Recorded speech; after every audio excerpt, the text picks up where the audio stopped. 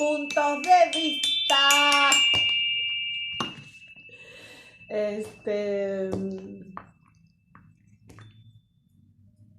En verdad no fue por lo de los puntos de vista, en verdad fue porque no me gustó tanto donde lo había puesto. Y la otra forma se chinga.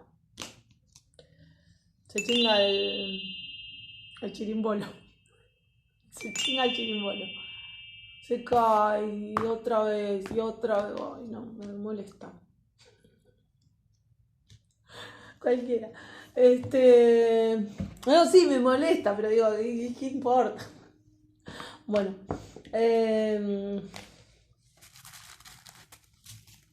Eso,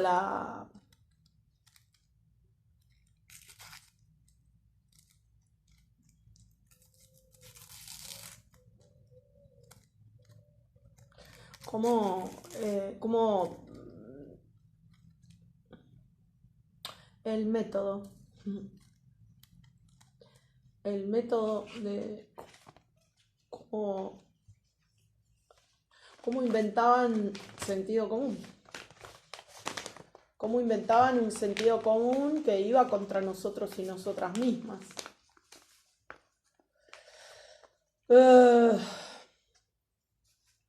Entonces, bueno, por enésima vez escucho esto de que no me importa, no me acuerdo, la próxima vez que lo escuche lo voy a copiar directamente, lo voy a escribir para no olvidarme nunca más. Cómo insisten con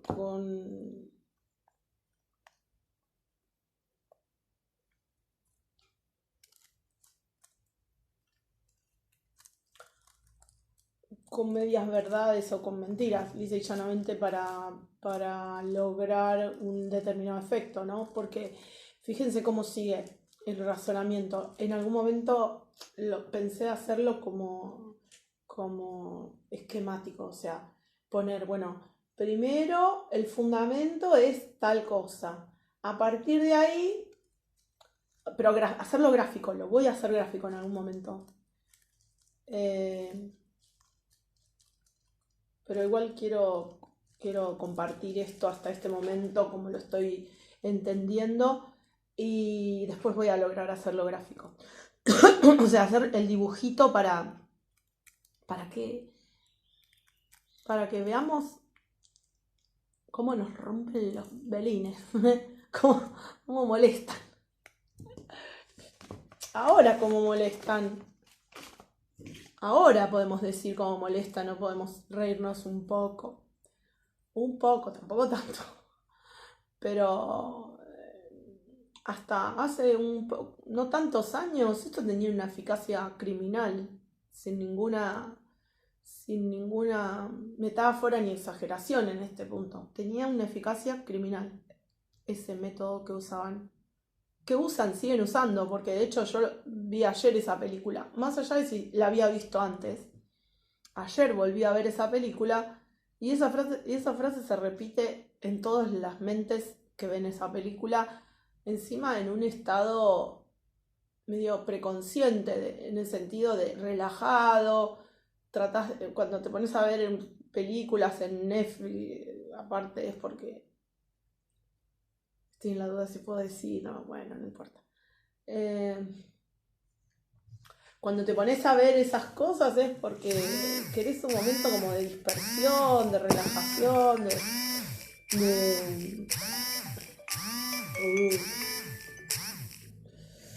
perdón,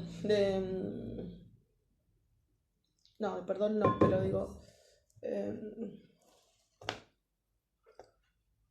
no estar menteando, pensando.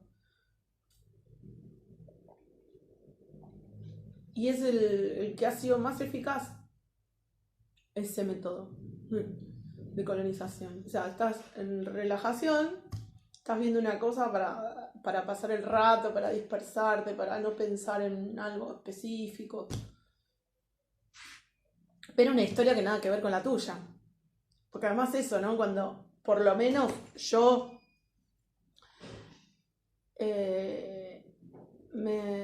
me pongo a ver películas o series o cosas que no tienen nada que ver con mi modo de vida o con mi sentido común. Por lo menos esas son las que más me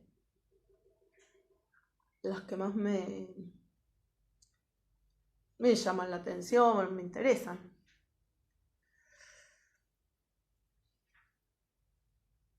No sé lo que acabo de decir de sentido común, más o menos. Porque si no, si están demasiado, bueno, esto, ¿no? Si son antagónicas, como estas películas que te bajan una filosofía de vida antihumana, si son antagónicas a mi sentido común, directamente no las miro, no las tolero, no tengo, bueno, no importa. Lo cierto que en la base de esa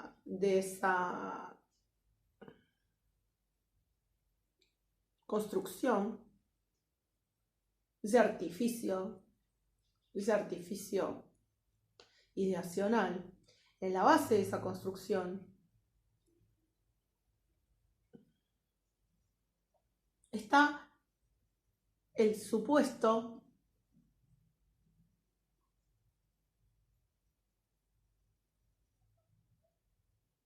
filosófico.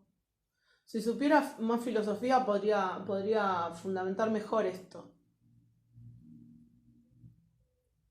Pero si supiera más filosofía, estaría haciendo conocimiento elitista y no era lo que yo no quería y acá estoy hablando en el comedor de mi casa, contando esto para quien lo quiera escuchar.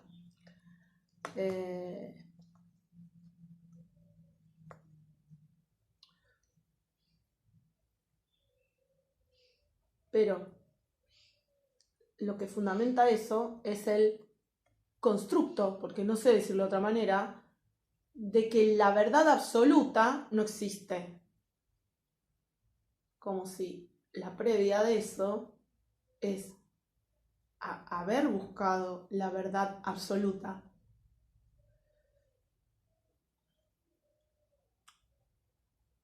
Cuando en realidad la verdad absoluta me suena que eso puede haber sido aristotélico, me parece, quizá tal vez. La verdad absoluta puede ser como una inferencia, ¿no? O sea, una inferencia. Vas en el camino de la reflexión o en el camino de filosofar. En un momento decís, bueno, pero entonces hay una verdad última, porque no lo podés evitar, me parece. Pensando, no puedes evitar intentar cuando estás buscando en serio la verdad, más abstractamente, en lo que sea, porque ahí sí, cuando buscas la verdad, no estás buscando la verdad. Estás buscando la verdad, o sea, respecto de lo que estás pensando, de lo que estás trabajando, de lo que te ocupa, de lo que es importante en ese momento, estás buscando la verdad. No estás buscando la verdad en estos términos de terminar imaginando que hay una verdad última, absoluta y rotunda, como hasta incluso tangible, material.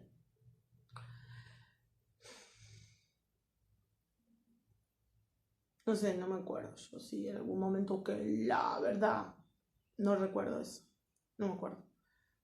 Sí entendí esto en algún momento, que la verdad absoluta era una engañapichanga que se usaba para decir, la verdad absoluta no existe. Entonces, cualquier cosa. Como la verdad absoluta no existe, la verdad es imposible. La realidad es imposible. Los hechos no existen, la realidad es imposible, es inabarcable, no. Entonces, como no existe la realidad, no existe la verdad, no existe entonces cualquier cosa. ¿Se entiende lo que quiero decir? Eso no es cierto. O sea, Es cierto que hicieron eso, eso sí es cierto.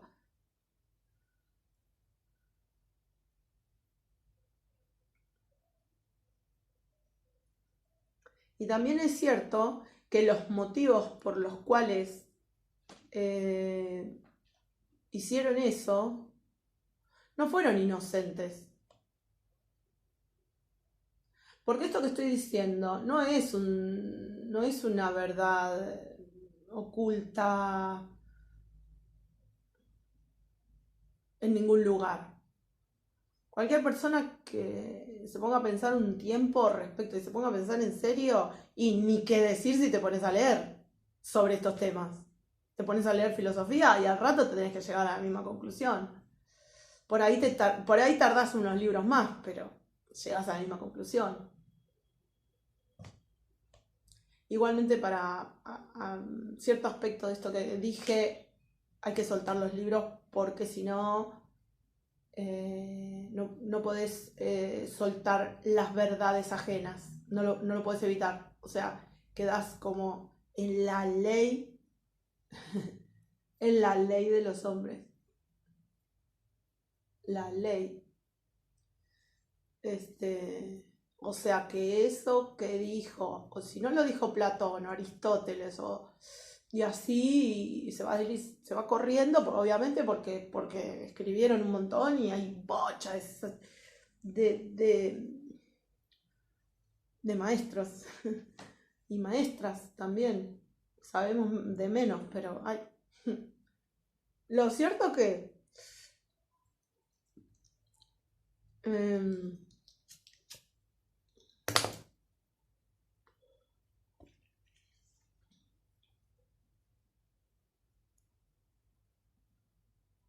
claro. Lo cierto que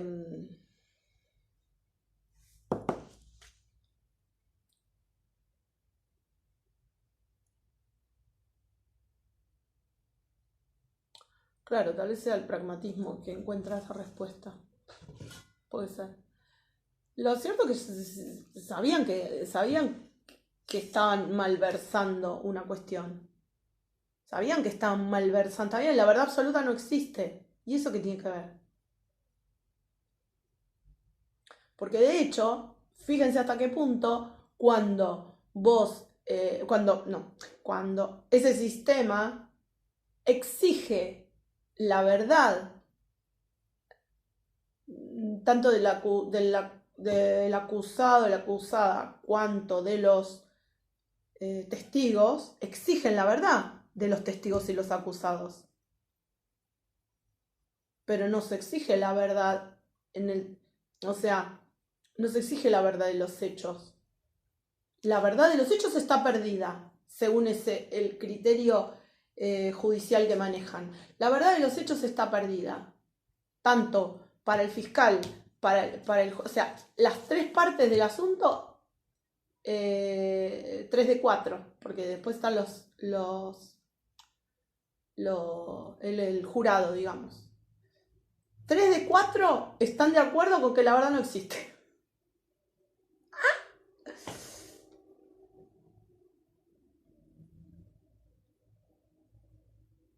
Pero tanto los testigos como el acusado o la acusada tienen que decir la verdad.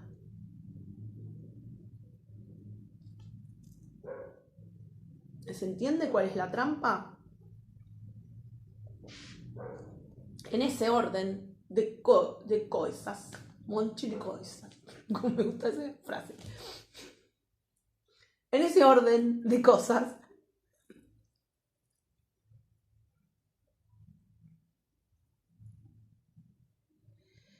miren cualquier película de estas que digo, medio viejas,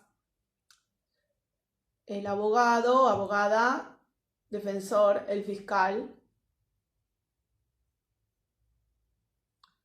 se ponen a competir. Ya todo lo demás les chupa un reverendo huevo. En esta película que vi estaba útil el ejemplo en términos de que en cualquiera de los casos, ponele, ¿no? La hipótesis que plantea inicialmente la película, que el tipo es un enfermo, una persona con un desorden grave, gravísimo de personalidad, y tiene doble personalidad, y una de sus personalidades asesinó a un obispo.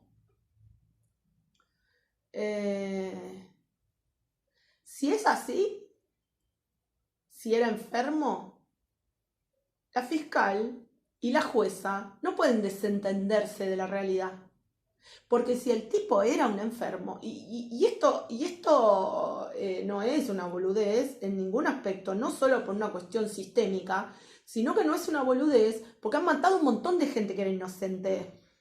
En el mundo es redundante porque lo hicieron un montón de veces y de hecho,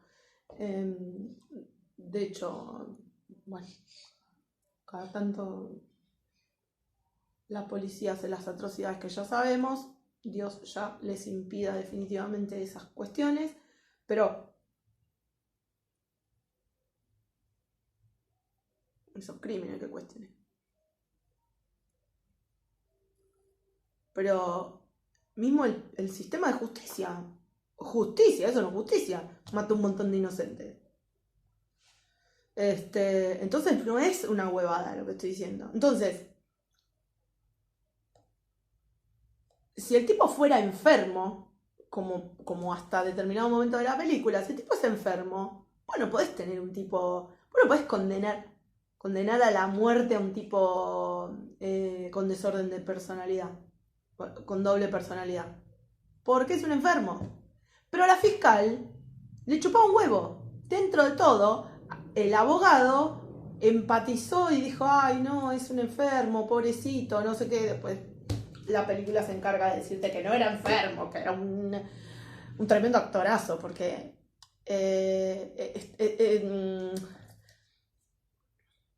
no solo porque Edward Norton lo es, sino porque si un tipo puede engañar a la psiquiatra, al abogado, a todo un jurado, a la jueza, los puede engañar a todos porque es terrible actorazo y está en el lugar equivocado. Y eso también tiene que ver con que no hay un aparato de cuidado humano, fundamentalmente. O sea, eso también tiene que ver con eso. Porque si vos tenés un aparato estatal, si tenés construido un aparato, una organización estatal que cuida al ser humano y a nuestros intereses, que se centra en el ser humano y en nuestros intereses, no se te escapa un tipo que tiene dotes artísticas y entonces mejor que vaya a estudiar, actorismo, ¿cómo se llama? Teatro. Que vaya a estudiar teatro. Porque si no, esa persona rompe los huevos, rompe las pelotas, o sea, molesta. Porque esto nos pasa a todos cuando no estamos haciendo exactamente lo que tenemos que hacer, porque es lo que necesitamos hacer y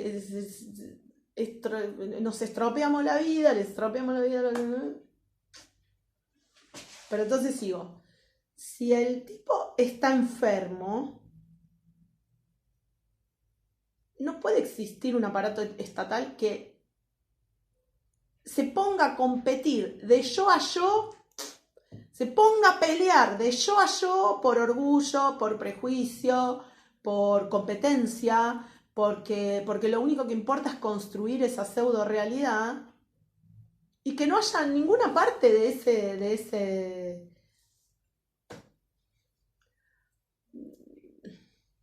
ese artificio, de esa organización, que diga, che, no, pará, este tipo está enfermo.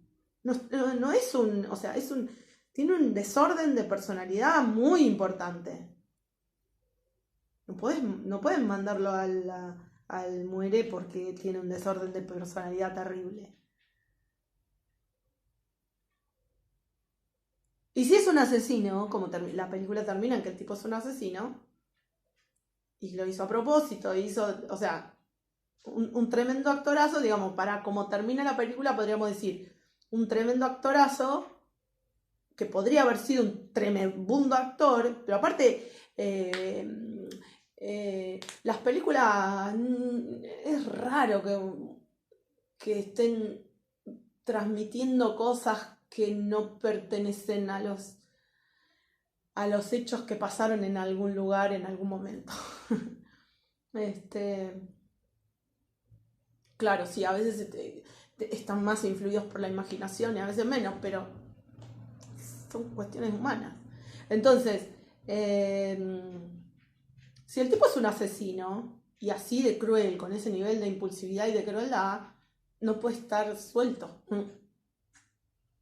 Entonces, en ambos casos, sea como termina la película o como mirás la gran parte de la película, en ninguno de los dos casos puede estar suelto. Y en los dos casos la verdad importa. Y es imprescindible saber la verdad. ¿Cuál es la verdad de los hechos? ¿Qué pasó? Pero ese sistema está armado para, basándose en una engañifa, o sea, y es el sistema de justicia. Y es el sistema de justicia de lo que fue un imperio durante mucho tiempo. A mí me gustaba, o sea, para mí era como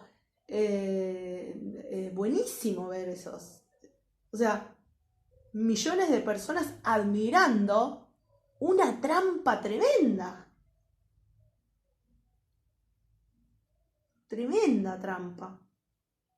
La verdad absoluta. Como la verdad absoluta no existe, entonces mando cualquier sanata. El fiscal y el abogado peleándose como perro y gato, como si se tratara de un juego de lucha libre.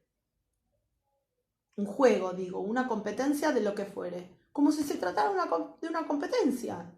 No es una competencia. Si te olvidas que el objetivo, que el trabajo es la paz. La paz, la organización que posibilite la paz social y la felicidad humana y la comunidad humana. Si te olvidas de eso, se convierte en un bajón. Un bajón total.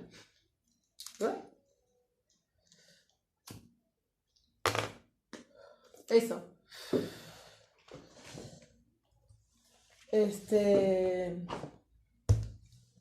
Todo un sistema basándose en una premisa falsa. Porque ¿qué carajo querés decir cuando decís verdad absoluta? ¿Qué es eso? ¿Dónde sacaste eso? Ya me voy a enterar quién lo dijo. Y digo,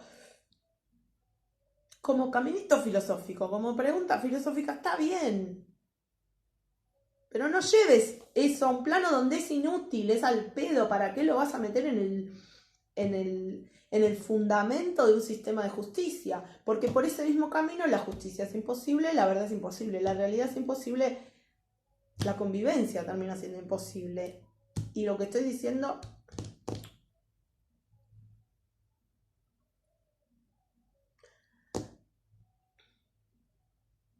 Gracias a Dios los seres humanos somos mucho mejor que eso, entonces logramos convivir con dificultades, pero logramos superar todas esas trabas, por eso estamos y seguiremos estando.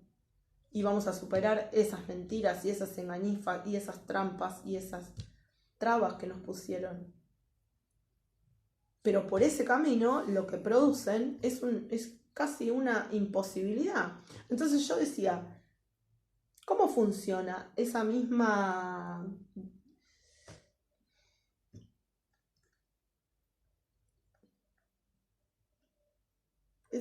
esos mismos como fundamentos o...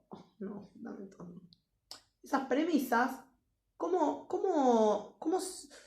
se desarrollan, cómo se despliegan? Por ejemplo, en un sistema de justicia, en el sistema de justicia cubano, que tiene tantos años de revolución.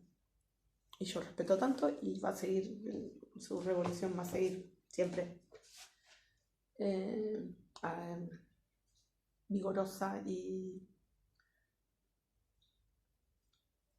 en buena salud.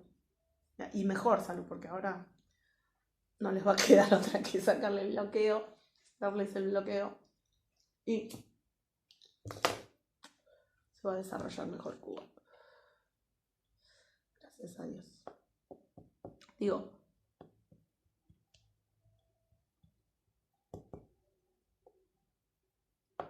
¿cómo maneja estos mismos temas? Sí, la verdad absoluta no existe.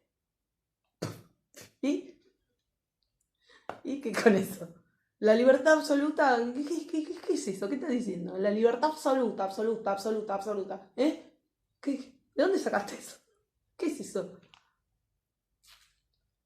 Si te separás de lo humano respecto de ciertos conceptos humanos, o sea, que son imprescindibles para la humanidad, entonces no estás diciendo nada ya. Después ya no. La libertad absoluta, ¿qué es la libertad absoluta? ¿Qué? Bueno.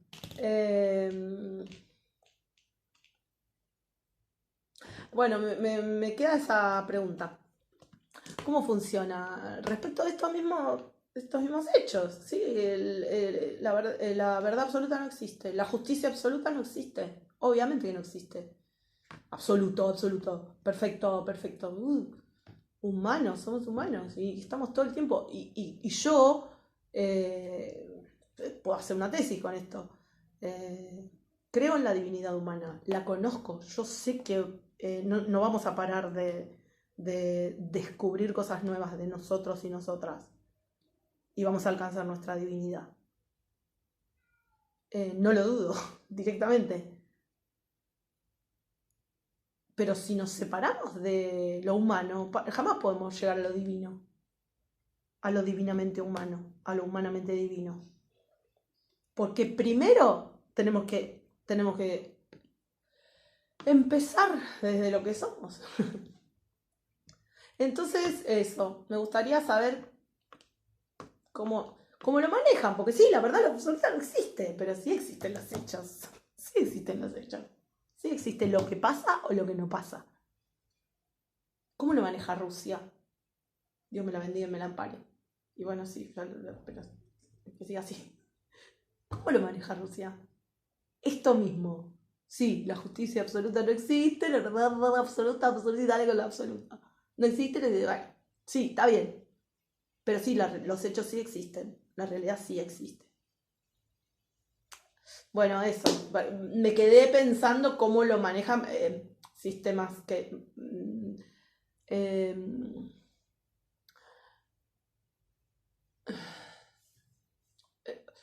un sentido común en el que yo estoy más a gusto, que estoy más de acuerdo, que me siento más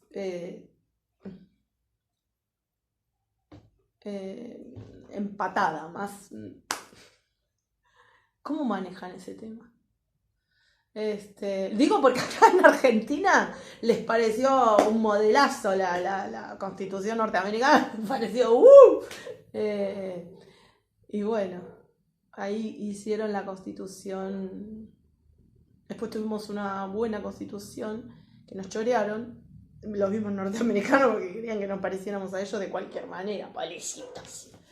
Eso es autoestima baja. Eso es autoestima baja. En cualquier aspecto. Si vos crees que la única forma que tenés para construir tu realidad reventándole la vida a otro o otra es porque tenés la autoestima. Y si crees que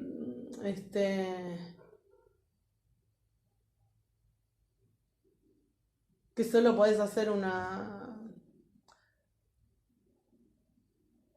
incluso un imperio.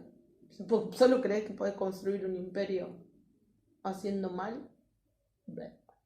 Porque lo que yo decía es todo eso para convencer al jurado y a la opinión pública. Y de eso al Coliseo Romano con la gente haciendo así o el gesto contrario. Por eso yo con Romano. Porque cuando la espiritualidad abarca todos los ámbitos de la vida, y cuando la espiritualidad llega a todos los ámbitos de tu vida, o de mi vida, o de la vida de quien sea, y llega a todos los rincones, eh, el, el me gusta y no me gusta tampoco es frívolo, tampoco es superficial, tampoco es superficial, no es hedonista, no es para nada hedonista, no es un me gusta, no me gusta, frívolo, superficial, o... Y eso roza con otro tema que dejé pendiente que tengo que retomar en estos días. Lo de la belleza ¿cómo era? Como manifestación exterior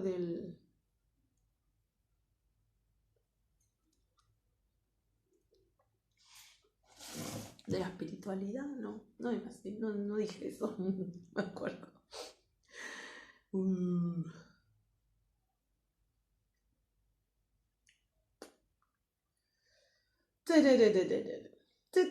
Bueno, y la otra cosa que me había quedado pendiente, que no terminé de contar, la discusión esta que tuvimos en el colectivo. Bueno, y la señora que me dice del colectivo, no, pero no le digas al no, ya sé que no es él, señora, no sé qué cosa. Digo, no, pero hay que entender bien dónde está el problema, pues si no, nos vamos a ir a quejar a donde no nos tenemos que ir a quejar y el problema va a seguir intacto. Entonces, son las mega empresas las que generan esos problemas para que nosotros nos peleemos entre nosotros. En eso se sube uno que después dijo que era contador. No importa si era o no era, no es lo importante en esto. Lo que sí es importante es que vino, pero con todo, con su maletín rechocho a decir: ¡la carga fiscal! ¡La carga fiscal! Y yo lo veía al incongruente, al ignorante de uno de los fachitos que tenemos acá de candidatos, un elemento de los mega empresarios, un pibito que lo manipulan los mega empresarios. La carga fiscal, pero el tipo que me lo viene a decir era un tipo grande. No, porque en Argentina ay, no, le digo, no me venga, le digo, ¿vos te gusta el primer mundo? Y anda a fijarte cuánto pagan los países que tienen esos estándares de vida, cuánto pagan de impuestos, a ver si tenés punto de comparación en Argentina. Lo cierto es que el tipo medio que me entra, no, a mí no me vas a venir a contar porque yo veo los números, me dice. Yo veo los números, a mí no me vas a venir a contar porque yo veo la historia, le digo. Y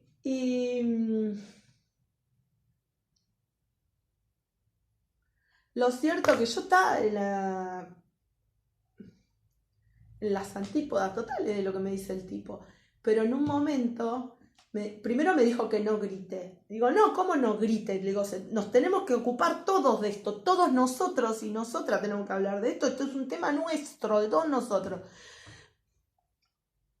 Pero yo no lo sentí como agresivo, yo lo sentí como que el tipo me está diciendo, si vos decís esto que estás diciendo, pero los gritos no te entienden lo que estás diciendo, se piensan que estás enojada.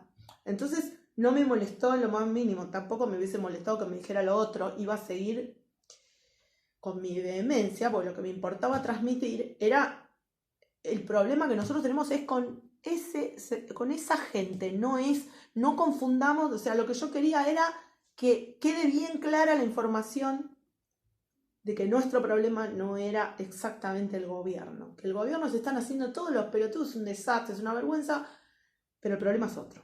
Entonces, me sale con esto de que no me vas a venir a contar a mí, pues yo soy contador y veo los números, no me vas a venir a contar a mí porque yo veo la historia.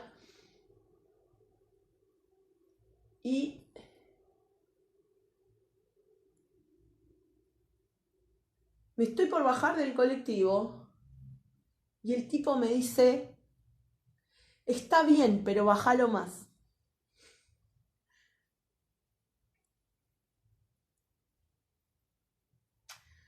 Me fui o sea, lo estoy contando porque lo que quiero contar es, ese hombre y yo estamos en lados completamente opuestos ideológicamente hablando. Pero yo sentí que había una verdad en eso que me estaba diciendo, que era necesario, que era que mi discurso, mi explicación tenía que ser más clara todavía. Tenía que poder entenderse mejor. Tenía que poder ser más...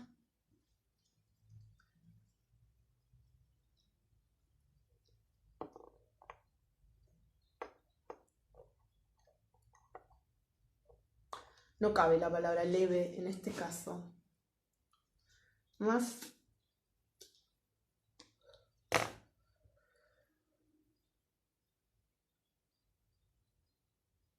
popular.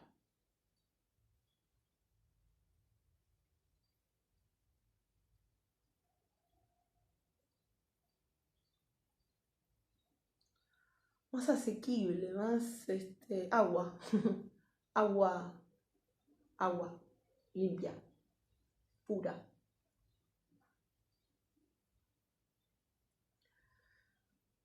No queremos, por favor, no por favor.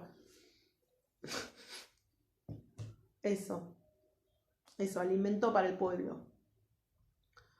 Nutrición para el pueblo. Eso era lo que quería transmitir, que de una persona con la que yo no tengo nada que ver en su forma de pensar, ni en su forma de entender la vida, ni no sé qué, esa persona me alcanzó una sugerencia muy necesaria para mí. También pensando en esto de mantenernos perceptivos, mantenernos receptivos, receptivas, porque el problema nunca, nunca son nuestros hermanos y hermanas. Aunque haya problemas concretos que hay que resolver, o sea, sí, claro, la realidad existe y cuando hay un problema con un hermano o con una hermana hay que resolverlo y se terminó.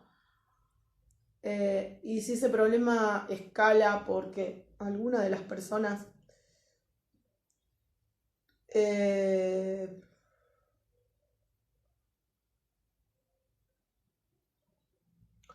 por los motivos que fuere, no puede bajarle al nivel de